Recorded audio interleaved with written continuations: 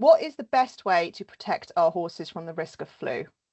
So I think the best way to think about this is in two parts. So there is the protecting the horse from being exposed in the first place, so isolating and restricting movements and that sort of thing, and then vaccinating. This provides the horse its own immune response should it ever be exposed to it. So I think of the outbreaks that we've had reported to EIDS in the last month, the majority have been horses that have recently moved premises or been imported into the country, and then the rest of them have been unvaccinated horses. So sorry, not unvaccinated. There were 4 of them were vaccinated. So we'll discuss that, I'm sure, again shortly, but most of these horses are unvaccinated or have an unknown vaccination status. So they're the ones that we are seeing with clinical disease, is the ones that are unvaccinated. So can vaccinated horses still catch or spread flu?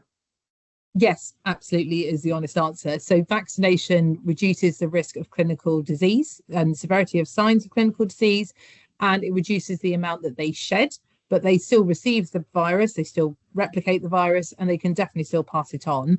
It's just a lot less of a concern for that individual horse.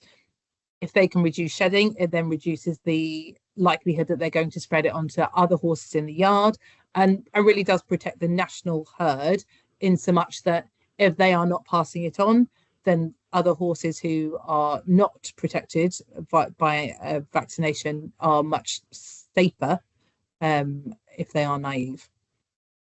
Is it true that 6 monthly booster vaccines provide a more effective protection? I think that this one is quite a tricky question, because I know that for years annual vaccination is what we've all been recommended. However, more recent studies and in-field experience is really starting to show that actually horses are more likely to show clinical disease even if they have been vaccinated, if it is after 6 months.